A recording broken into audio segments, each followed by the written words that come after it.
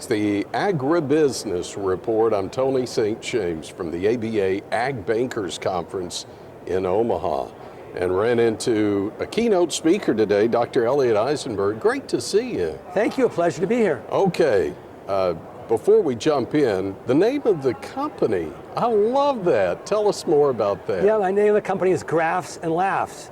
It's Graphs because I'm an economist, and it's Laughs because I'm funny. You want to be a funny economist, and it's important to differentiate yourself from everybody else. I wear a bow tie, and I climb on chairs sometimes in my speeches. You want to make economics fun. It's really important. It's a serious business, but it doesn't have to be boring. I think that's the critical thing, and I try and make it, even if the news is bad, we're going to have a good time going through the data and looking and analyzing it. Well, don't guess there's any way to sugarcoat recession. You hit the nail on the head.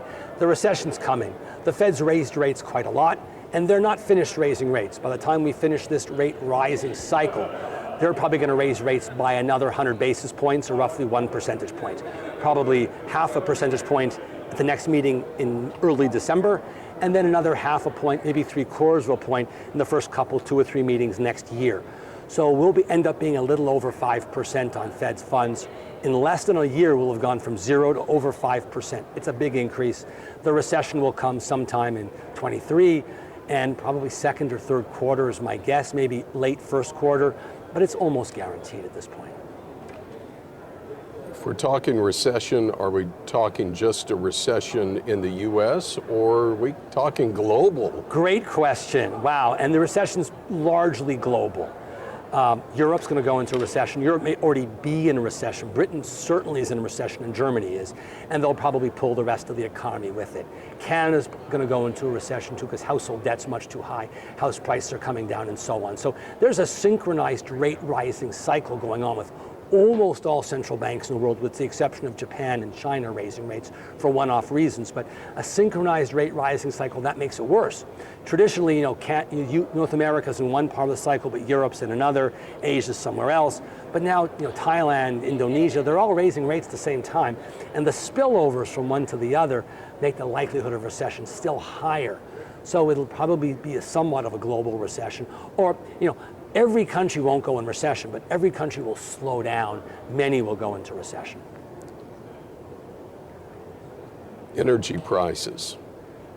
Is that a contributor to this? Is it a separate issue? Either way, it's hard to handle. Yeah, with the energy price problem on the gasoline side, oil side, prices went from $20 a barrel at the worst of COVID, March, April, roughly, and negative for some days on the spot market, up to $120 a barrel over about a 1.5 to 2 year period. That consistent increase in the price of oil, that's what drove energy inflation primarily.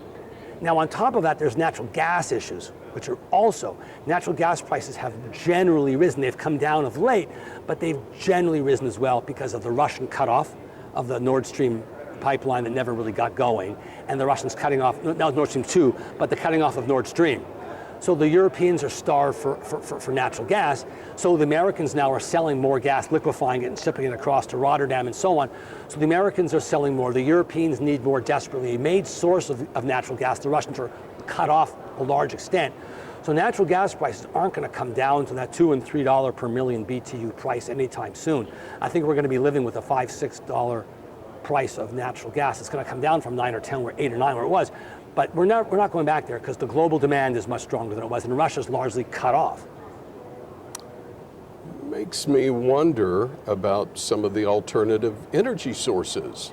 How does that factor into all this? They're important, and we're slowly going to go green. There's no question. The cost of wind and solar, especially wind, has come down dramatically.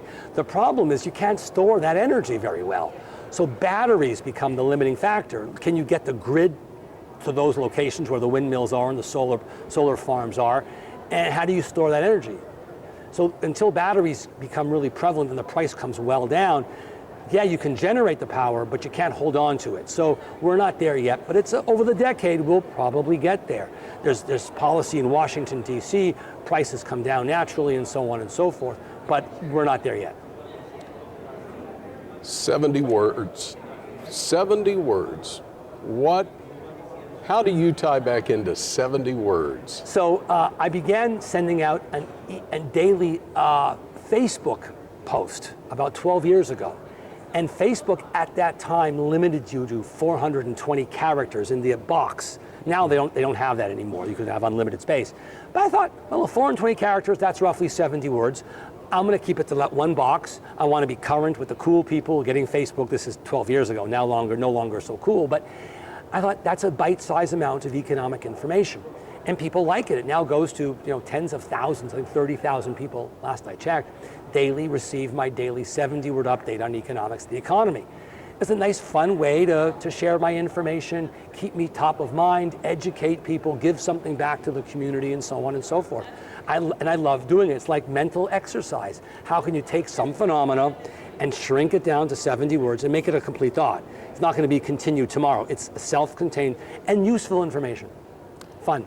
Okay, so if you were using an analogy for how to protect and how to prepare going into a recession, let's use a goalie in the 5-hole. You want to protect the 5-hole here. Always. So what can producers be doing as we move into 2023? The thing is, think about your spending patterns. What are you spending money on that you don't have to spend? Go through all your list of items, make sure everything you're buying is value for money and is useful, and the recession, weaker economic conditions may change what you do.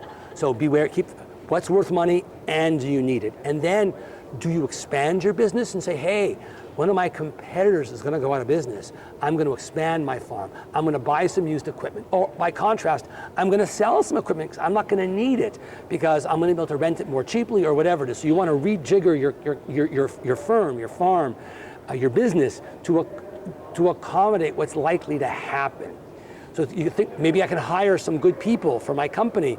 Or maybe I'll have to shrink the size of my payroll. It depends on where you are and what you do, of course.